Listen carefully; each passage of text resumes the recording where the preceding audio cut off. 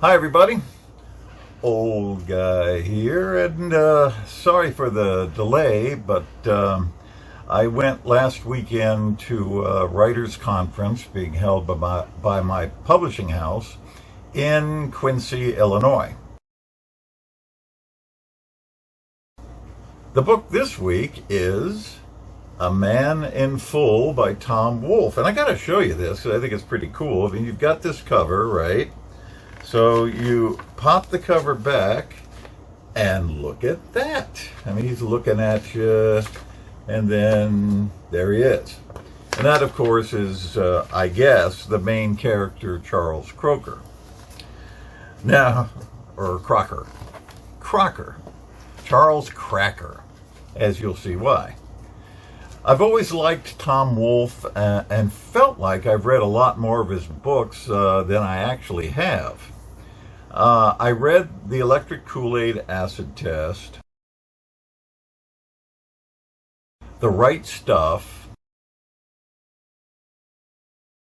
and The Bonfire of the Vanities. And I think I read Mau Mauing the Flatcatchers too, but can't really say if that's true. And in these books, there's a lot of heft to them, most of them, except maybe Acid and Mau Mauing. They're little. So it does feel like you're getting a triple novel out of each one, hence the feeling that you've read a lot more Wolfe than you probably already have. This one is massive, over 700 pages, and when you get to the end, your first question is, what was this 700 pages about? Because this epic Russian novel-like story ultimately ends up nowhere. Published in 1998, I guess this is supposed to be like Bonfire, a sardonic expose of an industry and lifestyle. You know, stock traders and their masters of the universe, New York City milieu. But in this case, it's real estate developers and their Atlanta habitats. And I guess, like Bonfire, it was supposed to be an examination of the underlying hypocrisy and politics that supports the lifestyle, but you don't get that from this. What you get is a bad taste in your mouth without the sardonic seasoning. The center of the story is Charles Croker, a real estate developer mogul who is just about every Southern cracker stereotype that can be rolled into one person. He is filthy rich, even owns a plantation called Turpentine with an all-black staff, descendants of the actual slaves who worked this very same plantation when it was a turpentine farm, and every night they gather to sing spirituals to Captain Charlie and his guests who are out there to go quail hunting. I'm not kidding. Some get a kick from cocaine. Why Crocker has not been as exposed and earned the general condemnation of just about everyone in a 500-mile radius, I can't say. Except it seems to serve the plot. And what is the plot? Well, Charlie is about to lose everything because he is too extended on millions of dollars of loans for his ill-advised mall concourse that he has built a bit too far away from Atlanta to gain tenants. His private airplane is confiscated just as he lands, bringing guests back from the old plantation. He needs a miracle. That arrives in the person of Farik Fannin, the star running back of Georgia Tech who has been accused of sexually assaulting the lily-white daughter of another real estate mogul. Did I mention that Farik is black? Well, not only black, but hood black.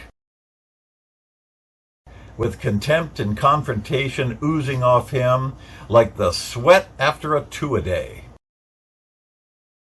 It's pretty obvious that no such assault actually occurred, that the lily white daughter was rather enthusiastically participating when her friends walked in on her and she had to say something. But her daddy ain't gonna have it, and the city is set to explode along racial lines unless someone can attest to Fannin's great character, which no one can because he doesn't have any. His biggest claim to fame being that he managed to avoid a police record while growing up. The mayor of Atlanta, Wes Brown, a Morehouse elite, selects Charlie, who was a famous Georgia Tech running back himself decades ago, to deliver that testament in exchange for the banks getting called off. Charlie, the biggest white man throwback of all, supporting every Klansman's nightmare, Fannin, against Daddy, who was Charlie's pal. Hoo boy. In the middle of all this, Charlie has to fire hundreds of people from his global foods empire to stay ahead of the creditors, which causes Conrad, a freezer unit worker near Oakland, to lose his job. In a series of astounding events that you just have to read, Conrad ends up in prison charged with aggravated assault because of the snowballing effects of having his car towed. In prison, Conrad accidentally ends up with a book about the Stoics and becomes a disciple of Epictetus and firmly believes the spark of Zeus protects him, which is underscored when an earthquake breaks the prison in half and Conrad escapes. I'm not kidding. What's that? Earthquake! Earthquake? These various train wrecks are obviously heading towards a massive collision, and I couldn't tear my eyes away. That's pretty much the reason why I kept with this, though. Even though every single character, and there are dozens, range from the annoying to the despicable, I wanted to see how much worse these people could make their lives. And boy, can they. There's a lot of humor in this, mostly in the names, like Peep Gas, the scheming little banker, and legal firms like Ringer, Fleesom, and Tick. But most of the humor is the "can you believe this" type. And no, you can't. Wolf seems to have a fascination with the trapezius muscles and other back and neck ones, just like he did in Bonfire.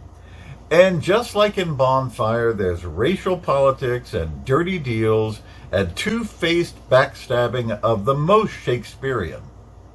But you don't really know why. Apparently there was a miniseries made of this, but I've heard nothing of it or anything about it. Which seems to be a clue. Old guy here. See you later.